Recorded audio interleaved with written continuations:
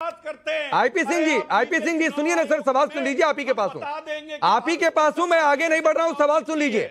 आपने जितनी बातें कही सब ठीक, तो मैं ये पूछ रहा हूं कि ये बात आपने अपनी पार्टी के सांसद को क्यों नहीं समझाया, जियाउर रहमान वर्क को, कि इस तरीके का बयान ना दे तो मैं नहीं डिबेट कर रहा होता, कुछ और डिबेट कर रहा होता, कुछ और टॉपिक देख रहा होता। क्यों उन्होंने समझी, क्यों उन्होंने कह दिया कि योगी सीएम लायक नहीं है, इसलिए कि योगी ने हिंदुओं की एकता की बात कर।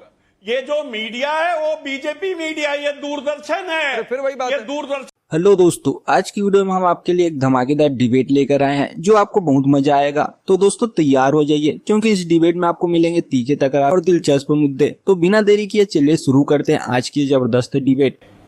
हम उत्तर प्रदेश में गांव में बिजली नहीं आती, मुख्यमंत्री योगी आदित्यनाथ जब दौरे पर जाते हैं बहराइच में, जब भेड़िए आतंक फैलाते हैं तो गांव में बिजली नहीं होती है, सड़क नहीं होता है, टंकियां नहीं होती, पानी नहीं होता, रोजगार नहीं होता।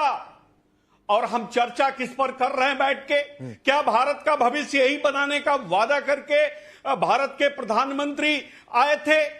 आज लोक नायक जयप्रकाश नारायण जी की जयंती है, संपूर्ण क्रांति का उन्होंने नारा दिया था, और आज उनके अनुयायी, उनके शिष्य और बिहार के मुख्यमंत्री से इंडिया गठबंधन ने आह्वान किया, माननीय अखिलेश जी ने आह्वान किया कि आप समाजवादी रहे हैं, समर्थन वापस लीजिए। नहीं आईपी सिंह ये आप लोगों का दर्द मई जून से चला आ रहा है, तो मैं अभी उधर नहीं जा रहा हूं। नीतीश कुमार के हाथ से आप लोग बैठे हैं, इस पर कई बार चर्चा हो चुकी है सर। मैं सवाल फिर आपको दोहराता हूं, और ये सवाल जो आपने तमाम बातें कही कि भूखमरी, बेरोजगारी पर, सुनिए सर, सवाल सुन लीजिए। आप ही के पास हूं आईपी सिंह, सवाल सुन लीजिए। आपने जितनी बातें दोहराई वो सारे मुद्दे ठीक हैं, और मैं कह रहा हूं कि चर्चा होनी चाहिए उस पर, लेकिन ये बात आपने अपनी पार्टी के सांसद को नहीं समझाया। आईपी सिंह सर सुनिए ना सवाल। आईपी सिंह जी किस परिणाम की बात करते हैं? आईपी सिंह जी सुनिए ना सर, सवाल सुन लीजिए। आप ही के पास हूं, आप ही के पास हूं, मैं आगे नहीं बढ़ रहा हूं, सवाल सुन लीजिए।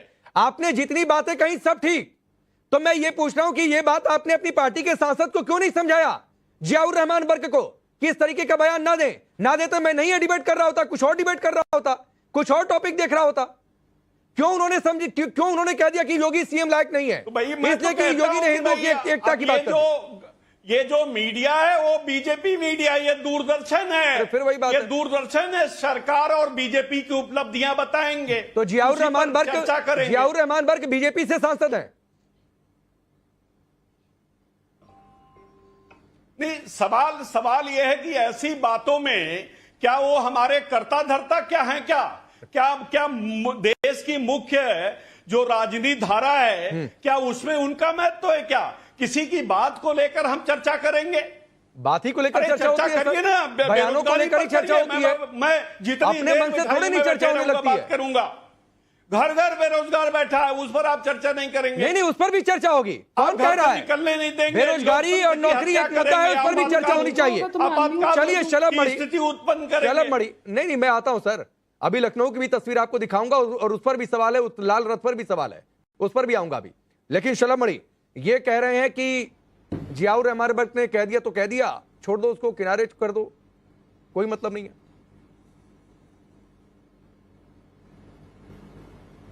नहीं, इनके लिए तो इस प्रकार के जो बयान होते हैं वो इनके लिए बहुत खाद का काम करते हैं। आप देखिए, एक तरफ वो तबका है जो चाहे हमास का आतंकवाद हो, चाहे वो डेनमार्क में कोई कार्टून का विषय हो, वो सड़क पर निकलता है, नारे लगाता है, और नारे भी क्या लगाता है कि तेरा मेरा रिश्ता क्या, ला इलाहा इल्लल्लाह। तो इस रिश्ते से तो समाजवादी पार्टी के हमारे आईपी भाई हों या कोई भी हो, ये लाख किसी तबके को सपोर्ट कर लें, उनकी मदद कर लें, लेकिन ला इलाहा इल्लल्लाह के रिश्ते में तो ये भी नहीं आते। और ये नारा सड़कों पर लगता है, ये नारा समाजवादी पार्टी की सरकार में भी लगा, इन्होंने कोई कार्रवाई नहीं की। डेनमार्क में कार्टून छपा था, कार्टून विदेश में छपा, उसको लेके समाजवादी पार्टी की सरकार में यहां पर अराजकता हुई, सड़कों पर निकल के लोगों ने नारे लगाए, लोगों ने भगवान बुद्ध की मूर्ति तोड़ दी, भगवान जैन की मूर्ति तोड़ दी, और नारे वही थे कि सर तन से जुदा और ला इलाहा इल्लल्लाह, तेरा मेरा रिश्ता क्या। तो इस प्रकार के नारे स्वीकार नहीं किए जाएंगे। आप संविधान को मानेंगे, शरिया को लागू करने का प्रयास करेंगे तो निश्चित तौर पे आपके खिलाफ कार्रवाई होगी। और मुख्यमंत्री जी ने जो कहा है वो बहुत स्पष्ट है। कन्हैयालाल जी की घटना देख लीजिए, कमलेश तिवारी जी की घटना देख लीजिए, ये घटना इस बात का नजीर है कि जब अच्छे लोग बटे हैं तब तब इस प्रकार के जो अराजक तत्व हैं, चरमपंथी तत्व हैं, कट्टरपंथी तत्व हैं, वो हावी हुए हैं। उन्होंने सड़क पर निकल के अराजकता की है, लोगों के घरों में भी अराजकता की है। जरा मुझे बताइए ना कि राजस्थान में जब कांग्रेस की सरकार थी किस प्रकार की घटना हुई, कन्हैयालाल जी की घटना, और कन्हैयालाल जी के जो हत्यारे थे उनके साथ किस प्रकार की सहूलियत प्रदान की कांग्रेस की सरकार ने। तो निश्चित तौर पे ये बात तो सबको समझनी होगी कि जो इस प्रकार के लोग हैं, जो आज भी शरिया में विश्वास करते हैं, जो आज भी चरमपंथ में विश्वास करते हैं, जो आज भी कट्टरपंथ में विश्वास करते हैं, उनसे आखिर कैसे लड़ेंगे, उनका मुकाबला कैसे करेंगे? जब तक अच्छे लोग, जब तक संविधान को मानने वाले लोग एकजुट नहीं होंगे, तब तक शरिया को मानने वाले लोग। मुस्लिम वोट बैंक का सवाल है, इसलिए आप कह रहे हैं जियाउर रहमान बर्की की बात को छोड़ दिया जाए, ना उसको सीरियस दिया जाए, ना चर्चा की जाए। 5 सेकंड।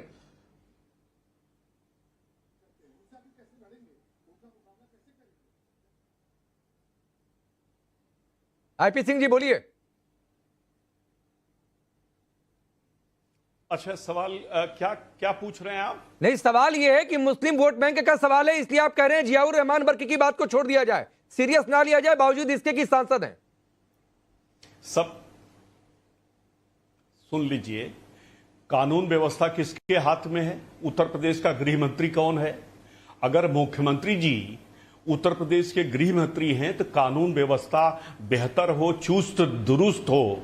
आईपीसी सीआरपीसी जो बदल दिया इन्होंने, कुल मिला के वही है, उसका पालन क्यों नहीं करते? अगर कोई कानून अपने हाथ में लेता उसके खिलाफ सख्त से सख्त कार्रवाई करिए, उस पर किसने रोक रखा है? लेकिन जो निर्दोष है उनका घर मत गिराइए, जो निर्दोष है उनका इनकाउंटर के नाम पर उनकी हत्या मत कर दीजिए। आपत्ति यहां है। सड़कों पर अगर आंदोलन होते हैं तो भारतीय जनता पार्टी ने अनवरत आंदोलन किए हैं। आंदोलनकारियों को जेल में नहीं ठूसा जाता, आंदोलनकारियों के ऊपर गोली नहीं चलाई जाती। जयप्रकाश नारायण जैसे राष्ट्र पुरुष की जयंती पर जो भारत रत्न रहे हों, उनकी प्रतिमा पर माला चढ़ाने के लिए नहीं रोका जाता है।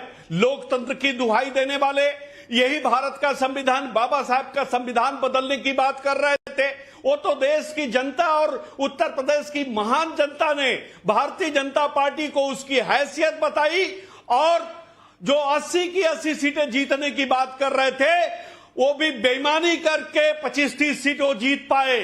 और सवाल यह है कि अगर उत्तर प्रदेश में बेईमानी नहीं होती तो भारतीय जनता पार्टी वही 8-10 सीटें जीतती। सर प्लीज यूपी में बीजेपी को पीछे करने के बाद अब ये तो मत कहिए कि बेईमानी नहीं होती तो हम 80 के 80 जीत गए होते, तो ये तो मत कहिए सर प्लीज।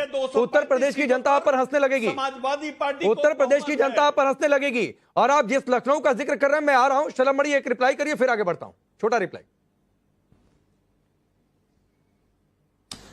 नहीं, देखिए अभी तो इन मुद्दों को लेकर गए थे, हरियाणा भी गए थे, जम्मू कश्मीर भी गए थे, और मुझे लगता है जमानत तो छोड़िए, मुझे लगता है कि कुल मिला के भी 1500-1600 वोट समाजवादी पार्टी को नहीं मिले। जम्मू कश्मीर में बड़ी उम्मीद लेकर गए थे कि वहां पे इनको लगा था कि ये जो तुष्टीकरण करते हैं, मुस्लिम तुष्टीकरण करते हैं, कुछ शायद वोट इनको हासिल हो जाए, पर जम्मू कश्मीर में भी नहीं मिले। और हरियाणा में तो क्या हालत हुई है वो भी आपने देख लिया। संभल का एक वीडियो बहुत वायरल हो रहा है, आपने देखा हो तो एक चरमपंथी व्यक्ति है जो एक पुलिस वाले ने जब उसकी गाड़ी रोक ली, और पिछड़े समाज से आता है पुलिस वाला, तो उससे वो कहता है, वो चरमपंथी कहता है कि आज तुम्हारी हुकूमत है, कल हमारी हुकूमत आएगी तो हम तुम्हारे पेट में चाकू घोंप देंगे। आज तुम्हारी हुकूमत है मतलब संविधान का राज है, कल शरिया आएगा तो हम तुम्हारे पेट में चाकू घोंप देंगे। ये कौन लोग बढ़ावा देते थे? उत्तर प्रदेश में अगर आप देखिएगा तो अभी आईपी सिंह साहब बोल रहे हैं कि आपने कार्रवाई क्यों नहीं की। मैं 2-3 घटनाओं को याद दिलाऊंगा कि डेनमार्क में जब कार्टून छपा और उत्तर प्रदेश की सड़कें खून से लाल की गई, तब समाजवादी पार्टी की सरकार थी। उत्तर प्रदेश में जब सचिन जाट और गौरव जाट। तो दोस्तों आज की डिबेट यहीं खत्म होती है। हमें उम्मीद है कि आपने इस डिबेट का पूरा आनंद लिया होगा।